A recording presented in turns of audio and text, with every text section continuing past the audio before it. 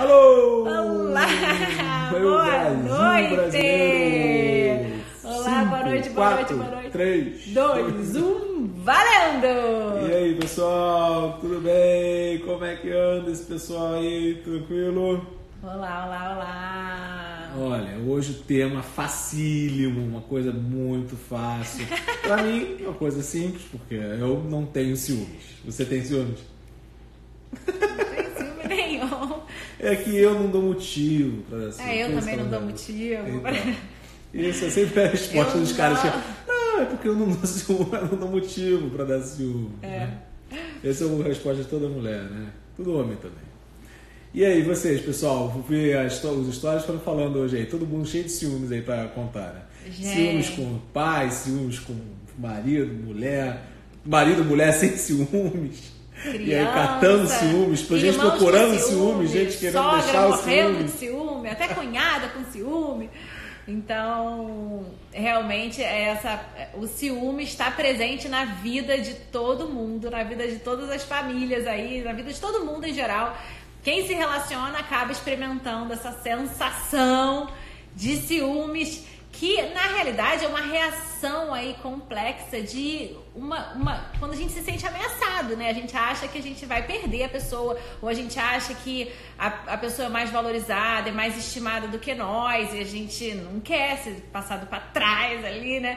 Então, existe uma gama de situações. A gente vai falar sobre o ciúme no casal, o ciúme da sogra, o ciúme do sogro, sogra, né? Dos irmãos, de pessoas de fora, cunhada, teve gente que falou de cunhada. E também o ciúme em relação aos irmãos. A gente vai começar aqui falando sobre essa questão do ciúme em relação aos irmãos. E o pessoal vai falando aí, ó. Vai mandando aí. A Marina já recebeu um monte de... A gente recebeu um monte. Eu não consegui postar porque a vida foi uma loucura. Mas... um monte de resumo. Mas vai falando aí os ciúmes que vocês têm. Ciúme das amigas. Eu tenho ciúme das minhas... Nossa! Eu te conheço! Então, amiga queridíssima. Então, quando um bebê chega ou um irmão chega, a gente percebe muito fortemente que a criança, ela apresenta ciúmes. Às vezes ela regride, às vezes ela volta a chupar chupeta, às vezes ela volta a fazer xixi na cama, ou às vezes a criança começa a querer até engatinhar. Então, esses comportamentos, eles são comportamentos claros de uma criança que está com ciúme, ela está com medo de perder. Porque o ciúme, ele tem essa faceta, né, que é a insegurança, ou então, às vezes, a pessoa que não é muito insegura, mas ela é muito possessiva, ela quer pra si, ela quer tudo pra si. E em relação aos nossos filhos, como que a gente pode fazer com que eles não tenham ciúmes um dos outros? Primeiro, fazendo com que eles sejam crianças seguras. Filho único. Não é simples assim. Não, pessoas seguras, eles precisam ser pessoas seguras, né? Então, como que a gente consegue aumentar essa segurança da criança? Primeiro, a questão da gente suprir todas as necessidades dos nossos filhos. A gente vê muito, isso acontece em todas as famílias, com certeza aconteceu com vocês, acontece com a gente, aquela tentação que a gente tem de dar tudo igual para os filhos. Então, fulano ganhou uma coisa, a gente olha para o outro, fica com pena, quer dar exatamente igual. Isso é muito ruim, porque isso cria a expectativa de você sempre dar tudo igual. E é impossível, numa vida inteira, dar tudo igual para os filhos. Então, a gente tem que, desde o início, mostrar para os nossos filhos que a gente está ali para o que der e vier e para o que eles precisam, né? Suprir o que eles precisam. Quando eles perceberem que a gente vai suprir o que eles precisam, eles vão perceber que às vezes a gente vai fazer por um e às vezes a gente vai fazer por outro. Sempre teve aquela frase, né, que a gente aprendeu, que tratar os desiguais de formas desiguais. Né? Exatamente. Então isso é o primeira dica pra gente, quem tem filhos, não querer tratar exatamente igual. Então, eu vou dar um presente de aniversário que vai custar R$30 para um, eu tenho que dar R$30 para outro, R$30 para outro. Não necessariamente. E uma outra questão é a gente não ficar comparando nossos filhos. Poxa, né, seu irmão, olha, ele é mais novo que você, ele já consegue fazer tal coisa, olha como ele é bonito. Então, mesmo essas comparações que são disfarçadas, as crianças não são bobas e elas sentem. E quando a gente faz esse tipo de comparação, a gente de fato está querendo atingir. E a gente consegue, mas não para o bem. Porque em vez da criança ter raiva da mãe que está fazendo a comparação mal feita, né? Ela tem raiva do irmão que está fazendo a coisa melhor que ele, né? E por quê? Porque é natural dos filhos amarem mais os pais. Os filhos, natural. A mãe e o pai. A mãe e o pai. É natural dos filhos amarem mais os pais. Então, quando eles são colocados, né, quando existe alguma relação que está ali afastando a criança dos próprios pais, eles tendem a afastar, né? Eles tendem a vir contra, né, aquela outra pessoa. Então, se o irmão, ele percebe que os pais estão ali estimando mais o irmão, estão valorizando mais o irmão, a tendência não é ficar chateado com os pais, a tendência é realmente rechaçar os irmãos, né? Então, a gente precisa tomar muito cuidado com esse tipo de comparação. Uma outra coisa legal, gente, A Thaís entrou. E Thaís, fala, cadê o Renato? Thaís. Chama o Renato aí, fala com o Renato aí. Cadê o Renato? Ó, o Renato tá te chamando. Então, uma outra coisa também interessante é a gente ter um tempo de qualidade com cada filho. E por que isso? Porque vai ser nesses pequenos momentos, e olha, gente, pra mim isso é super difícil, não é fácil, não é simples da gente organizar isso, mas a gente tem que estar sempre lutando para conseguir um tempo com cada filho, para que a gente consiga escutar as necessidades de cada um, para que a gente consiga depois suprir, né? Se a gente não consegue escutar, se a gente não tem um tempo com cada um, a gente não vai conseguir suprir adequadamente e eles vão se sentir... É o meu desafio dessa semana. Exatamente, o desafio da semana. Eles vão falar, poxa, eu não estou conseguindo, eu precisava disso e isso não está sendo suprido. Então, esse é um ponto para a gente aumentar a segurança dos nossos filhos. Uma outra coisa é o seguinte, inserir a criança no mundo do irmão. Às vezes o irmão chegou, então você chamar a criança a participar. Às vezes a criança já tem 5 anos, está chegando um outro irmão, então é uma diferença grande de idade. Quanto maior a diferença, a tendência é que a criança tenha realmente mais ciúmes. Então você convidar a criança a participar desse novo mundo. Porque o mais comum é você separar, né? Dizer que esse aqui tem um bebezinho, esse aqui tem que dormir, esse aqui tem que comer, esse aqui... E ele tem que ir pro parquinho, tem que ir não sei o quê. As duas vidas são incompatíveis. Aqui que se faz, separa, não é isso? Você acaba separando muito. Você acaba se dedicando exclusivamente ao bebê no momento, enquanto isso ele tá com a avó, enquanto isso ele tá com o pai, enquanto isso ele tá com uma outra pessoa. Cria-se duas famílias, racha-se a família, não é isso? E em vez da gente colocar eles juntos, eles não, né, dormirem no mesmo quarto, participarem da hora da refeição. Eu sei que quando são muito pequenininhos fica difícil, mas o quanto a gente puder colocar esforço para unir esses irmãos, isso vai ter um resultado muito positivo, e desde pequenininhos. Então, uma outra questão é a gente, se eles aumentarem segurança é uma coisa boa, e a outra é eles aumentarem amor pelos irmãos. Como que a gente faz com que os filhos eles se amem entre si, os irmãos se amem? Porque o amor de irmãos não é algo natural como a gente imagina, como acontece com o amor entre os pais e os filhos. Porque é muito comum você falar assim, mas é meu irmão, mas é sangue do meu sangue, é meu... Não é isso? Aquela peste. E o que a gente vê, na verdade, é que você, não necessariamente. Não necessariamente. Primo, irmão, são pessoas que você conviveu muito durante a sua infância, pessoas que você não escolheu, pessoas que pode ser que você tenha afinidade, porque por um certo momento da sua vida você teve aquela união física com eles, né? Era quase um cordão umbilical que você tinha com eles, você tinha que conviver, você morava na mesma casa, caramba. Agora, será que necessariamente você tem um link, né? Uma conexão, além dessa conexão física que restou da infância? Se sim, ótimo, provavelmente isso vai perdurar, mas se não, talvez isso se afaste, entendeu? Exatamente. Então, como a gente consegue... Como criar esse amor? Como criar esse amor? Fazer com que eles se ajudem. Isso é essencial. Como? Ao longo do dia. Então, se um tem uma tarefa, às vezes a gente fala sobre os encargos em casa. Procurar fazer com que as crianças eles tenham encargos juntos, que eles se ajudem. Então, por exemplo, às vezes eu coloco os dois para fazerem um determinado encargo. 2. Os dois fazem besteira juntos.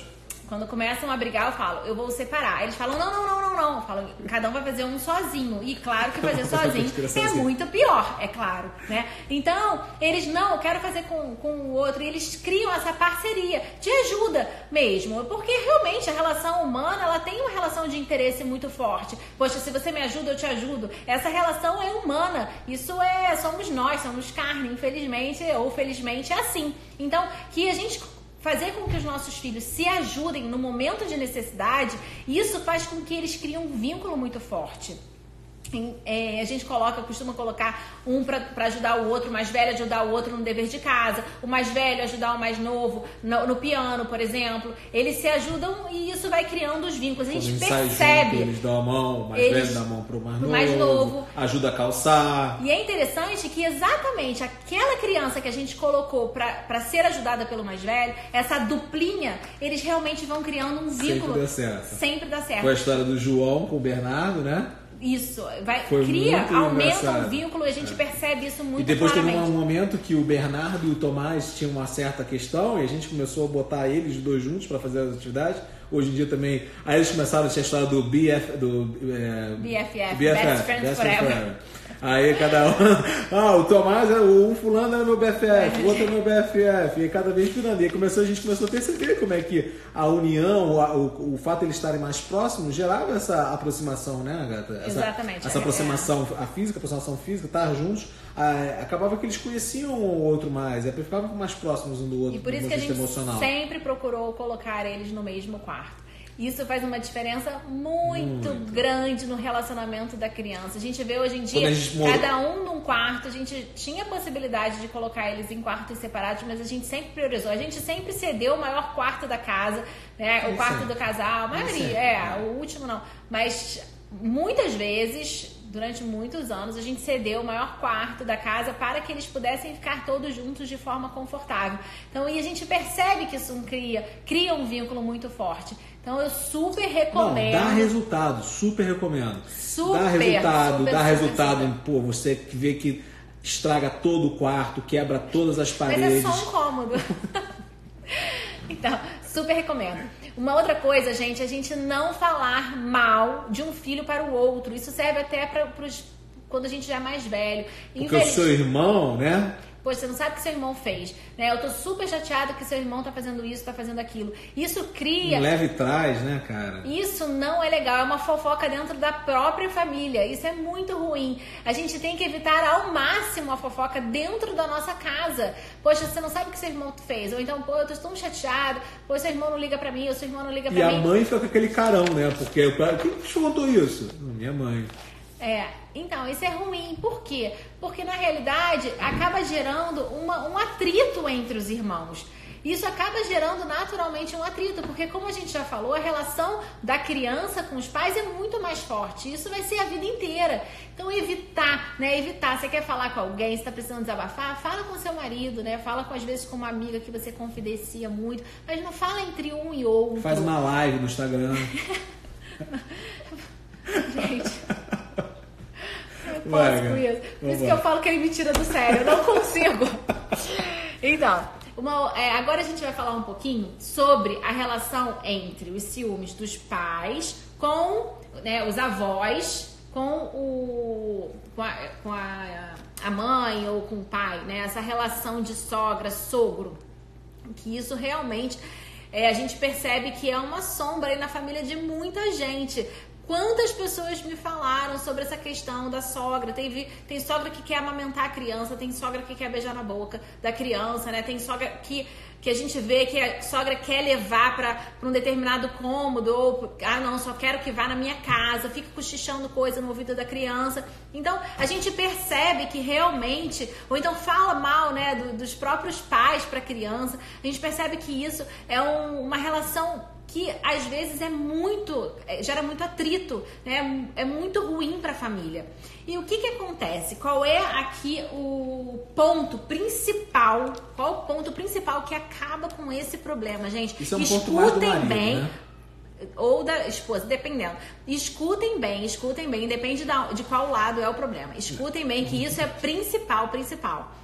Cara, a principal função da mãe e do pai, né? A principal função do casal é proteger a sua família, proteger, inclusive, a paz da sua família. Então, se você percebe que a sogra, ou que uma outra pessoa, ou que um amigo, ou que uma irmã, ou que uma cunhada está fazendo com que dentro da sua casa perca a paz, você precisa resolver esse problema.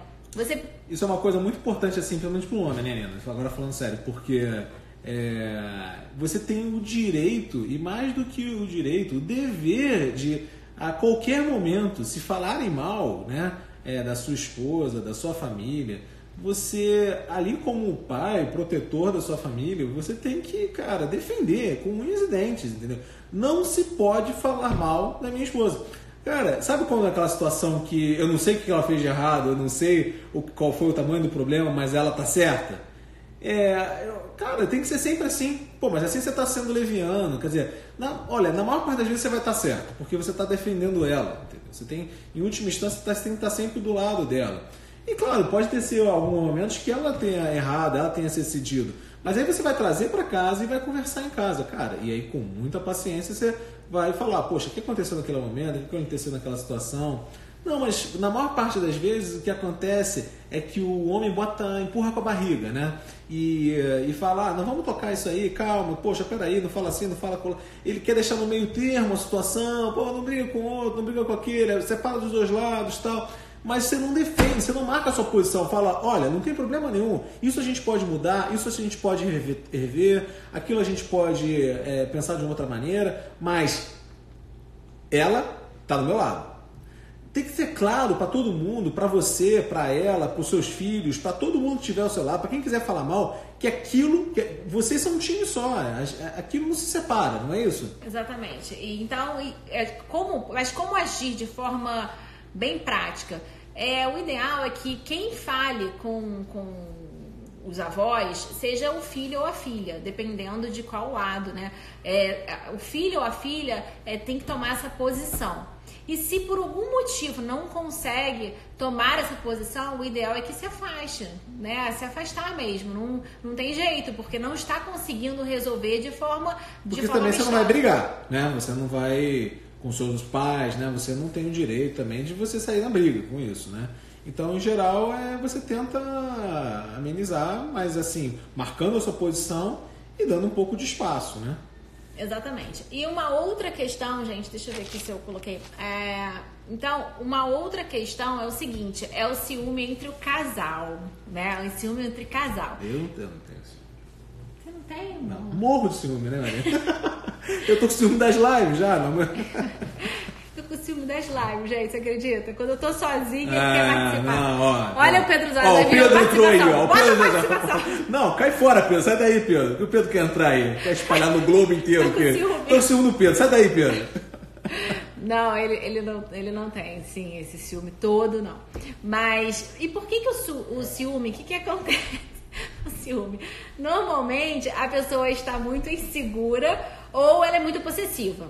Gente, como é que a gente resolve a nossa insegurança? A gente vai resolver a nossa insegurança se capacitando. A gente vai resolver a nossa insegurança melhorando a aparência, melhorando a nossa capacidade, melhorando a nossa parte financeira, lendo mais, se tornando uma pessoa mais interessante. E isso atraindo as pessoas mais para si, inclusive o seu parceiro, né? Porque a insegurança... Gente, não tem nada, né? Se você pegar uma pessoa que é segura, uma pessoa insegura, a gente tá falando, tá com ciúme do Rangel. Não fica com ciúme não, Pedro, você tá me desconcentrando. Uma pessoa insegura, uma pessoa segura, ela é muito mais atraente do que uma pessoa insegura. Então a gente tem que ter essa noção. Uma pessoa que passa segurança, que ela realmente sabe que ela está dando melhor, que ela é interessante, ela passa muito mais segurança do que uma pessoa insegura. Então, até por estratégia, se você está percebendo que você tem uma característica, se você é inseguro, você tem atitudes inseguras, você trate de dar um jeito nisso, né? Melhora, leia mais, se informe, cuida, né? Fica bonita, se esforça, ou então fica bonito, faz exercício, para que isso melhore, para que você passe essa segurança para o outro. E também existe a questão da pessoa ser muito possessiva. Aquele marido, às vezes, que não quer que a mulher trabalhe fora, porque fica com medo, né, de quem ela vai encontrar, e que se tiver alguém mais interessante, quer pra si, não quer que ele coloque uma determinada roupa. Então, toda essa sensação, né, de posse ali, isso é muito ruim. Isso é muito ruim, gente. Por quê? Porque, na realidade, o que está vencendo ali é o egoísmo. A pessoa ela quer só pra si, ela não está pensando no outro, ela não está pensando no bem do outro, ela não está pensando em como o outro pode melhorar, ela está pensando só no seu próprio bem. Olha aí, oi, querida. Falando em ciúmes, olha aí. Pois é. Tô brincando, Carol. Então, Carol se a entrando gente... aí. Exatamente. Então, se a gente ama outra pessoa, a gente vai querer o bem da outra pessoa. Isso não quer dizer que a gente não possa chamar atenção para uma determinada roupa ou chamar atenção para um determinado comportamento. Claro que podemos, né? E aí essa é a parte do ciúme, né? Do ciúme bom. Por quê? Porque realmente o ciúme às vezes dá um tempero no relacionamento. Por quê? É alguém cuidando da gente, é alguém que tem um certo receio, um medo muito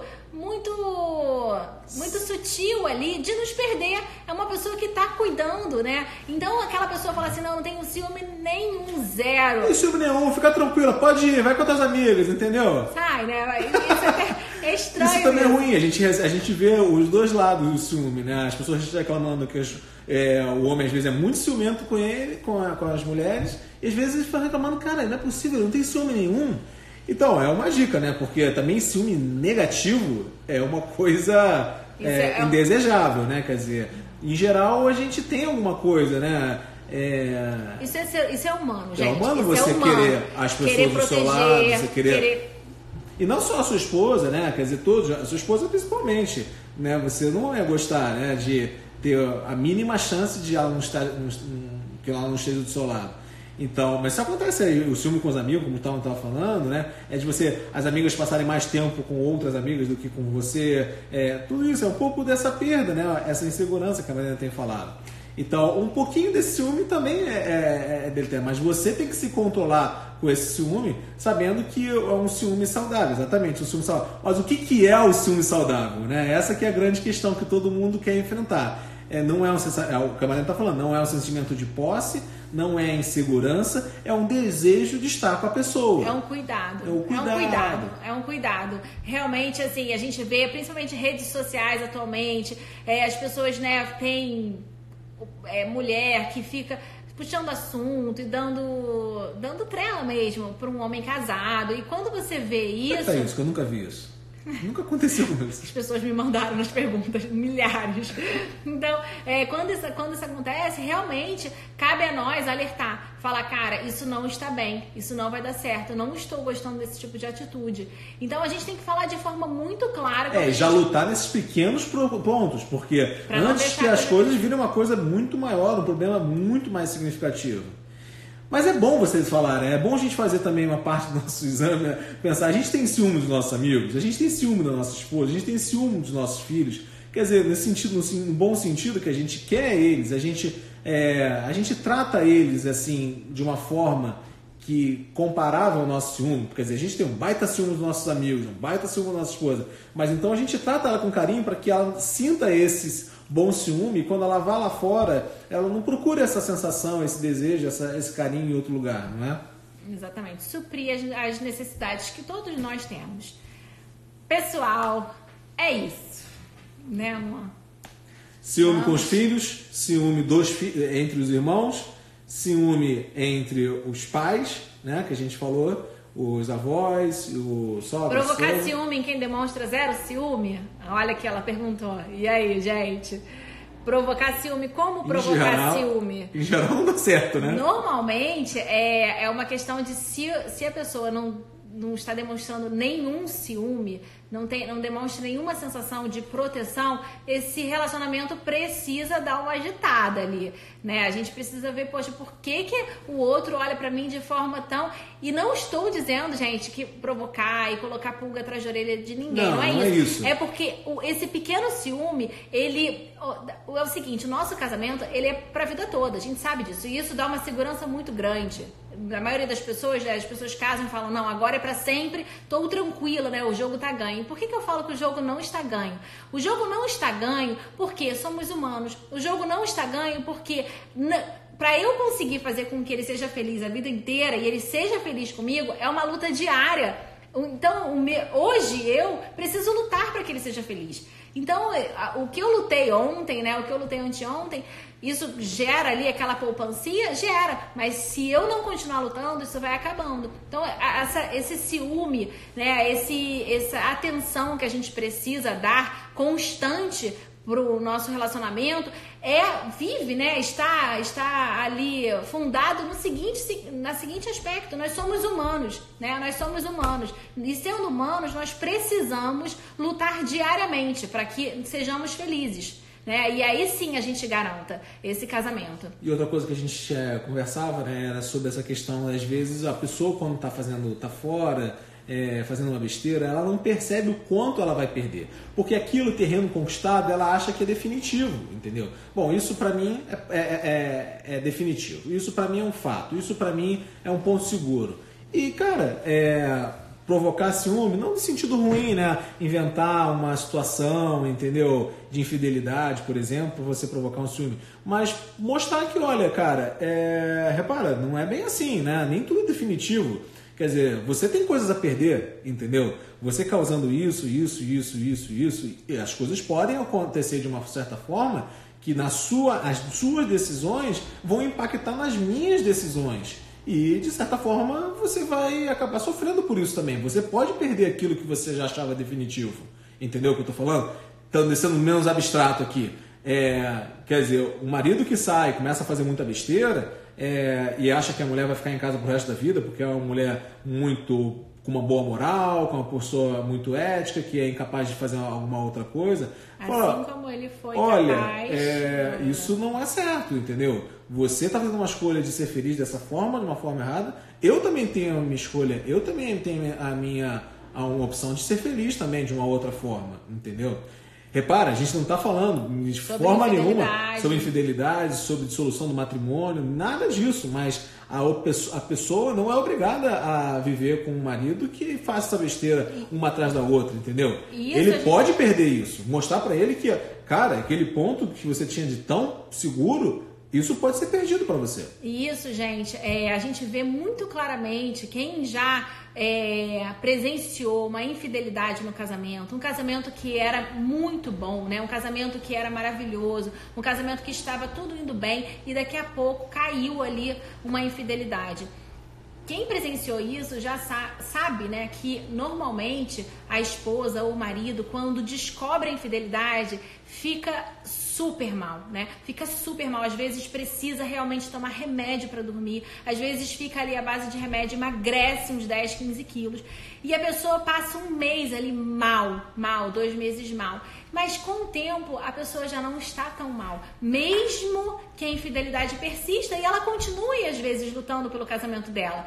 Por que isso acontece? Porque todo aquele sentimento, todo aquele amor que ela tinha, toda aquela admiração que ela tinha por aquela pessoa não existe mais, não é igual como era, né? O relacionamento mudou. O relacionamento mudou. Se a pessoa teve aquela decisão, né, e traiu e fez tudo que fez de errado, a outra pessoa, ela não é inerte àquilo. Toda a admiração, né, tudo que ela tinha, toda a bagagem foi modificada, né? Então a gente precisa saber disso, que o nosso jogo, né, não está ganho. A gente precisa lutar diariamente pelo amor de quem está do nosso lado. A Thaís falou um negócio interessante, a autoestima boa. Claro, com certeza, né, Thaís? Quer dizer, se você tá pra baixo, né? Você já tá com uma autoestima super baixa, tudo dando errado pra você, e você não tá se sentindo bem fisicamente, nem psicologicamente, quer dizer, tudo vai acontecer de ruim, você tá pra baixo, e aí o seu marido ainda vai às vezes não corresponde, ou então a sua própria esposa tá ao contrário, a autoestima muito baixa, realmente, você acaba se perdendo, né, Nina? Então, cara, super importante, né? A gente sabia, não aquele papo, confio no meu taco e pronto, mas criar uma autoestima com... Não, confiar no taco bom, mas de forma real, né? Real, né? Criar fundações concretas, né? Para confiar no seu taco, não confiar só à toa, né? Exatamente. Parabéns. High five. Gente, muito obrigada. Se vocês puderem compartilhem a live nos stories de vocês, não custa nada, ajuda sempre a divulgar, a gente conseguir colocar aí no GTV, porque tá difícil, eu tô tentando colocar no YouTube. Vocês não estão entendendo, eu já tentei, olha, mais de 10 vezes. Eu acho que é porque a live é muito, muito grande, então fica 30 minutos. E você não sabe, a gente descobriu que eu não posso botar música pra botar no GTV. Mas pode cantar, né? Pra botar no YouTube, não pode botar música, não tem jeito, então tem que pagar direito autorais, não sei qual, outra coisa. Bom, então não pode. E, bom, novidades pra ser anunciadas. Tem uma coisa muito... Ainda não. Deixa eu definir. Mas, cara, tem uma super novidade. Vai estar... Exatamente. Pra semana que vem, talvez? Pois é, acho Vamos que ver. sim. Então, tem gente cantando aí pra gente. I got a feeling. Muito obrigada, gente. Valeu, pessoal. Foi ótimo estar aqui com vocês. Muito obrigada.